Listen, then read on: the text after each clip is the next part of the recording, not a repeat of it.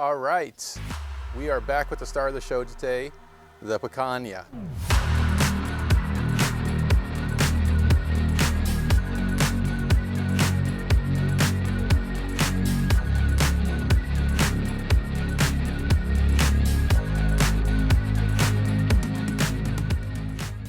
It's time to get the grill fired up. And so today we're going to get started with a little bit of lump coal.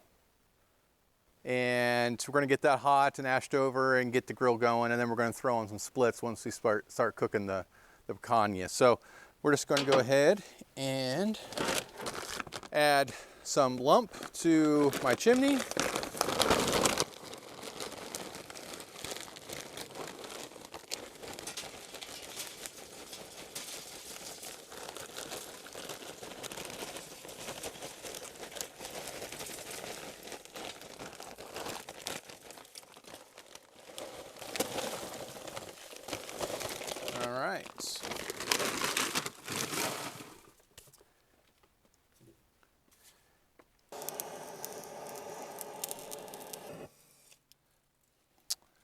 All right, and with that lit, we're just going to let that go for about 20 minutes and then dump it and get the grill heating up.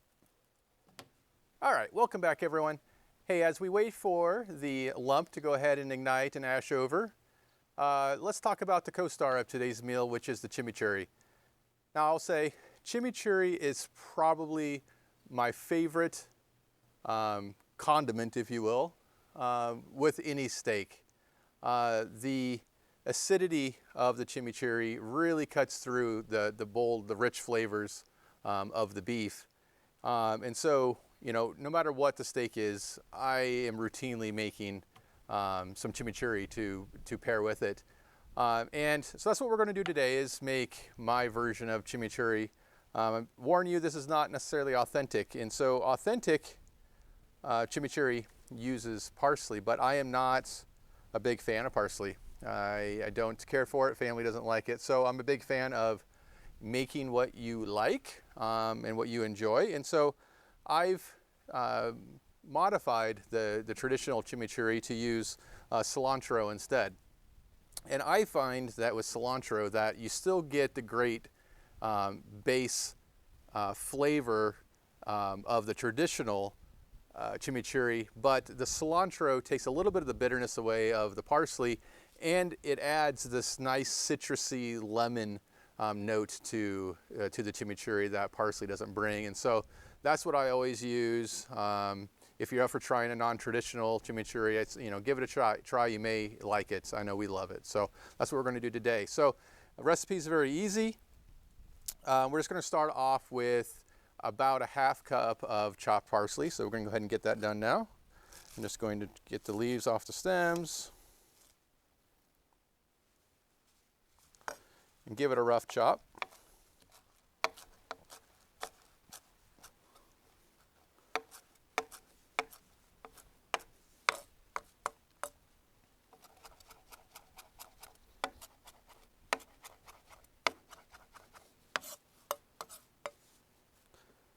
And I don't use a blender. You certainly can use some sort of a food processor to do this work.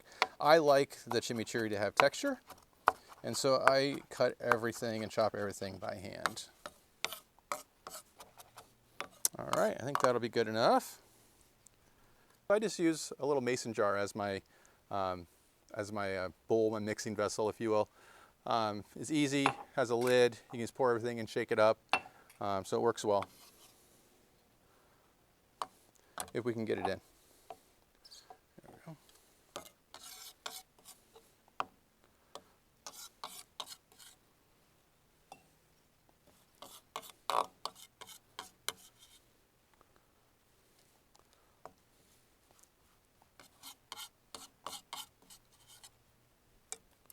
Okay, and you want round about half a cup. It doesn't have to be perfect. So we'll set that aside.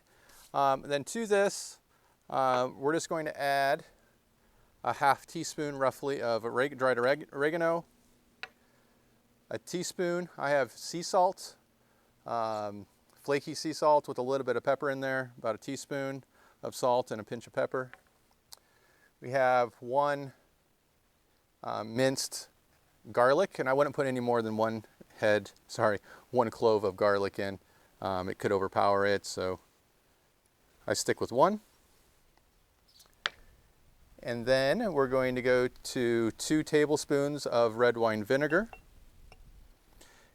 And that red wine vinegar really gives a nice bite and acidity to the chimichurri.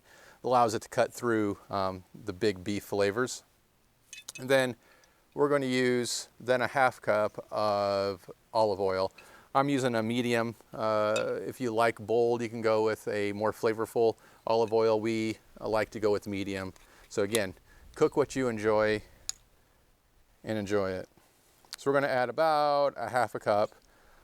It should be pretty, it's not really a salsa per se, right? So it's going to be more of liquidy paste consistency. And so we're going to add quite a bit, about a 1/2 cup. We're going to put the lid on and give that a good shake.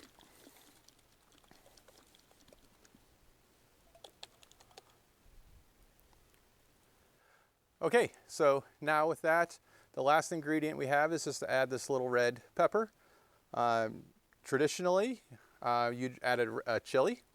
My family isn't a big fan of spice, and so I'm going to go something with a little bit more mild flavor to it. But again, if you want to stay more traditional, go with the chili.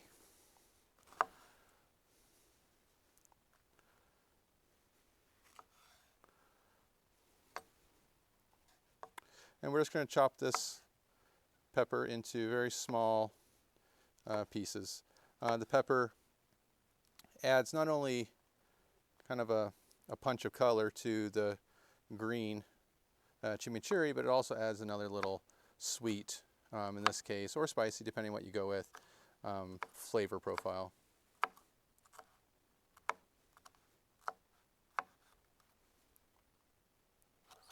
Okay. Now we're going to take our diced pepper and just add it to the chimichurri.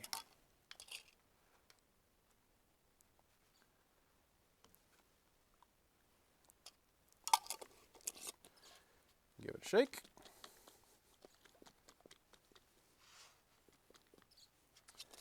And that's really all it's to it. And we're just going to set this aside and let all the flavors blend together. Look at that. Delicious. Let's give it a little bit of a taste test here quick. Yep, perfect. Again, I love the cilantro addition. It just brings a little bit of a citrus lime flavor profile to the chimichurri. Got, again, the acidic of the red wine vinegar, the saltiness of the sea salt, a little bit of a kick from the garlic, but it all works well together. So we're just going to set this aside and let everything marinate together until the picanha is done. So let's head over, check on the lump, and get that going. All right, we are back at the Sunterra Ironworks grill, and it looks like the lump is ready to roll. So I'm going to go ahead and dump it, add a couple of splits onto it, and get the fire going.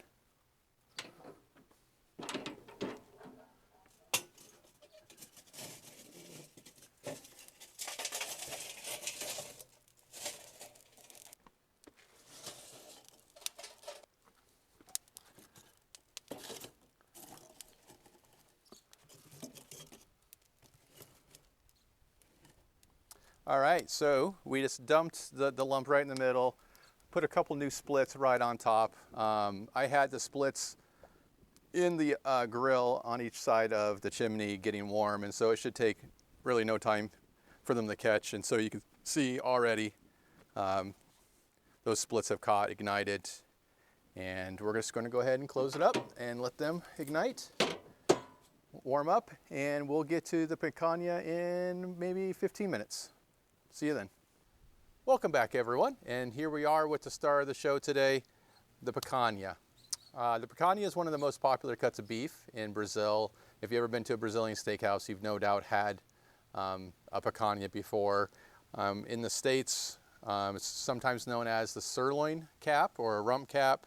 It is part of the sirloin, and it is extremely flavorful, and I cannot wait to try it on this rotisserie. So it's really easy to prepare.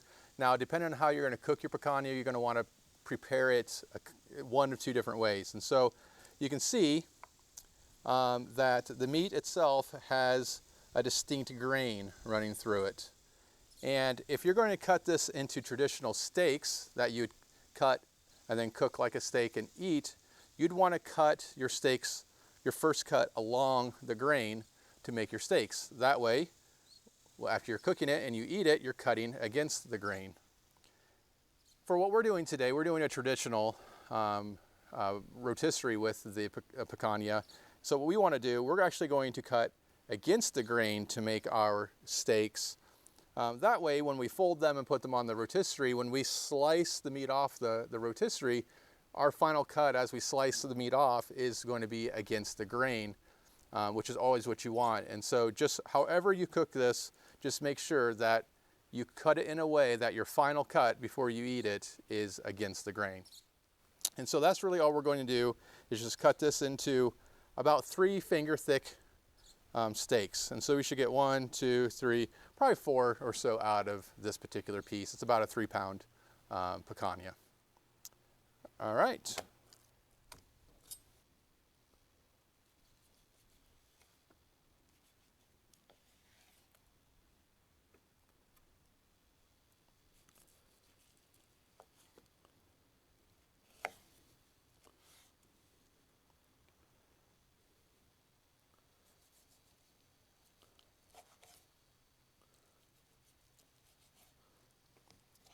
All right, so I ended up getting probably 4 usable pieces, this little scrap at the end.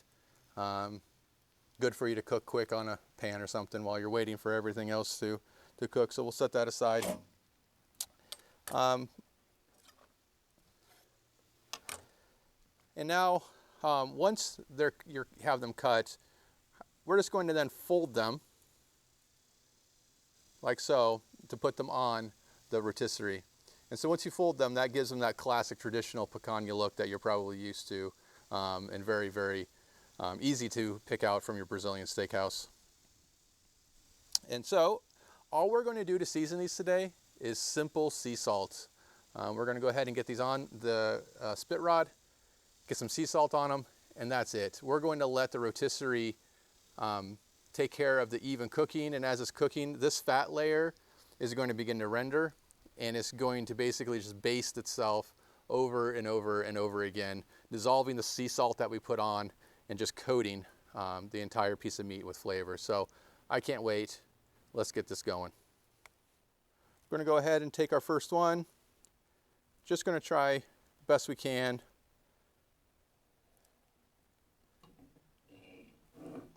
to put it through one end of your picanha steak. Push it through. There we are. Slide it on. There we go. And then we're just going to come back and push the second side through.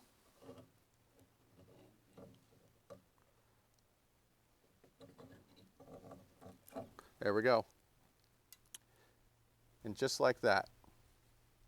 And we're going to do the same thing for the next 3. Okay, and then we're just going to slide them all the way down into the fork. We're going to grab our other fork.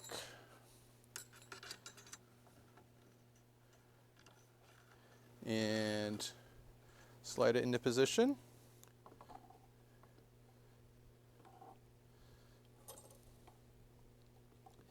And since we don't have a flat spit rod, we have to use these forks, otherwise the meat would not necessarily turn. The forks help ensure the meat turns with the rotisserie as it should. So we're just going to go ahead and season these up now. Just some simple flaky sea salt. And we're going to be pretty generous with it.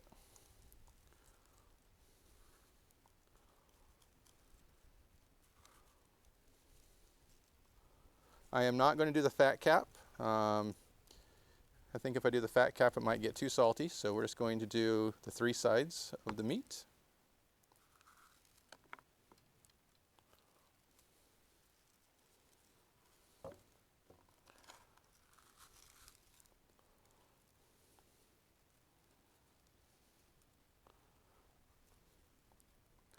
Okay, I think I've sufficiently made a mess, so that means it's ready for the grill.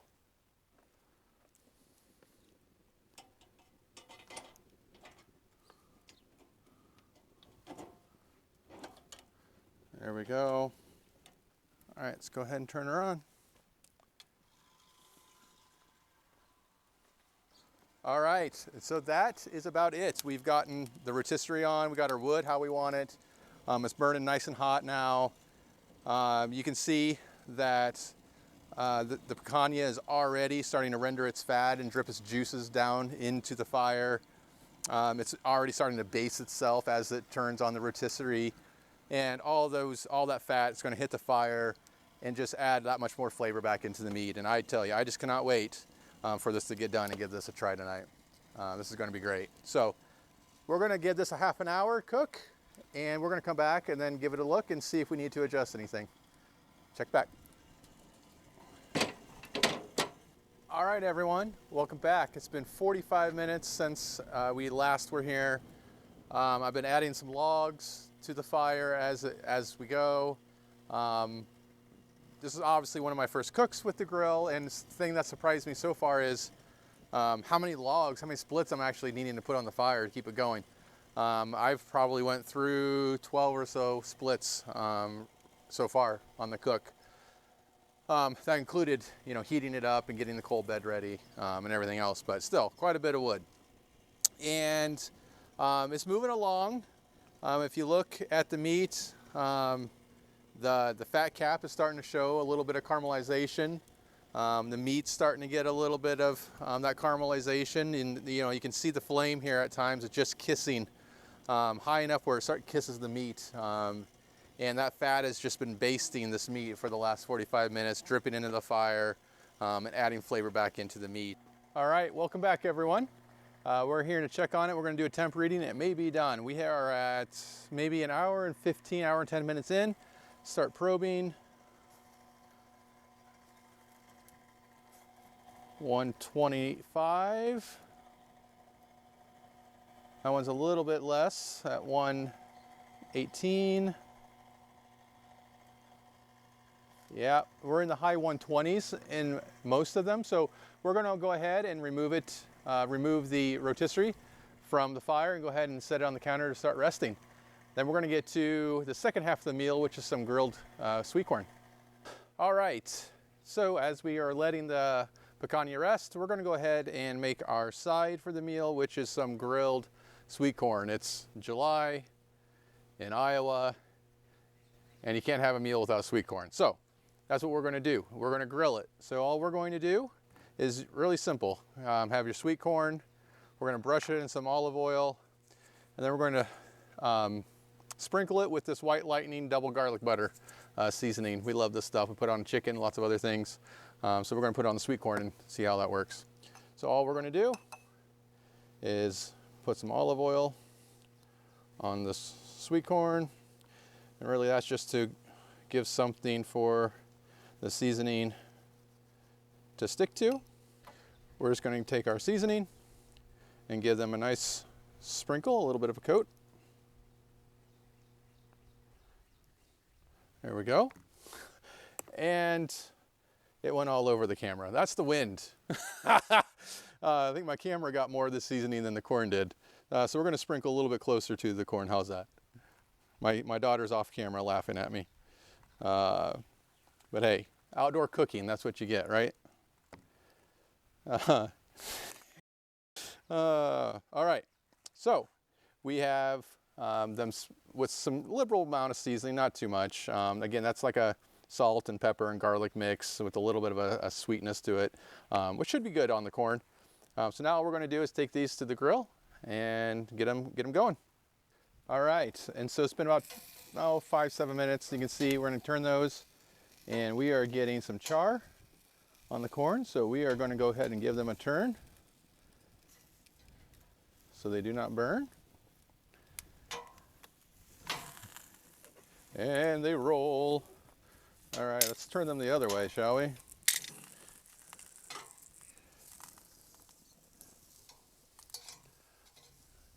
going to put them with the grates.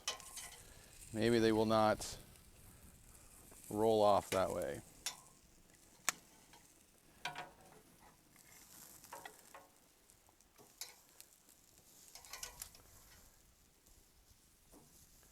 All right, so there we go.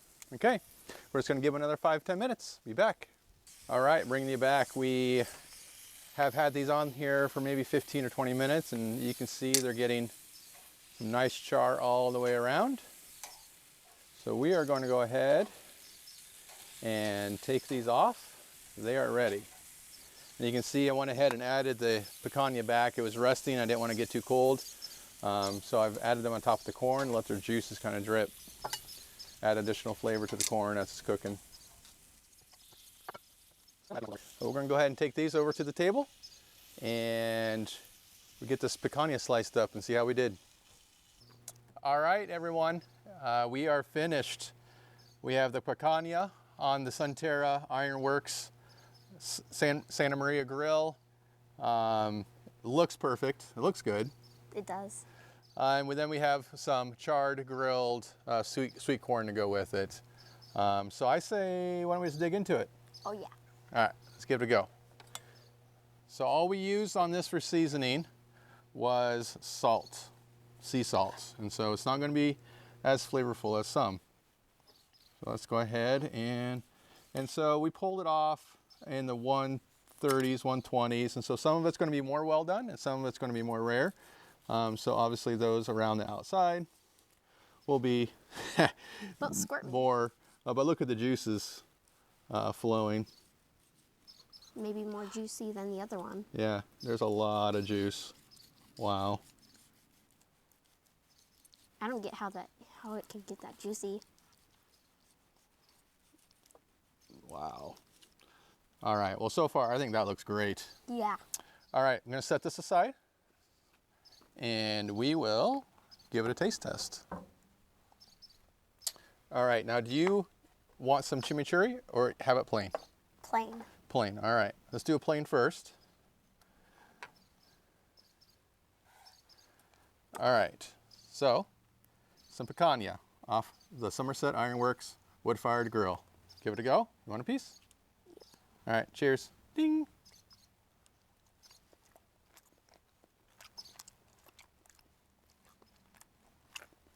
So what do you think of that? Maybe just like a pinch of,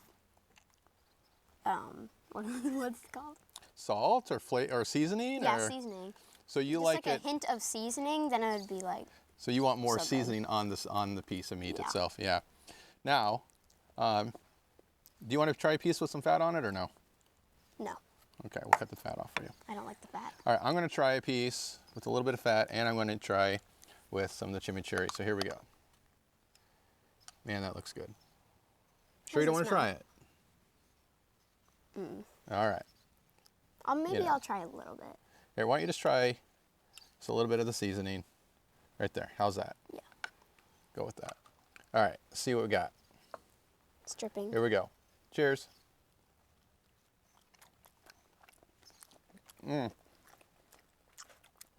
Oh man. That's actually really good. That's really good. Holy cow. Like the beef is so flavorful. It's a big beefy taste, but then like the acidity, the red wine vinegar in that chimichurri with the garlic coming through. Again, I use cilantro instead of parsley, and so it gives it almost a citrusy note to it, almost like a lime or something maybe. But man, that was one of the best bites of beef I've had in a long time. I think it's a 10 out of 10. High five, I agree with you. I think the beef was a hit, winner. Shall we try the corn? Yep. All right. Which one do you want? Anyone in particular? Hard. They all look pretty good. I think I'm gonna go with this one. All right. I'll go with this one. All right, let's give it a bite, see what you think.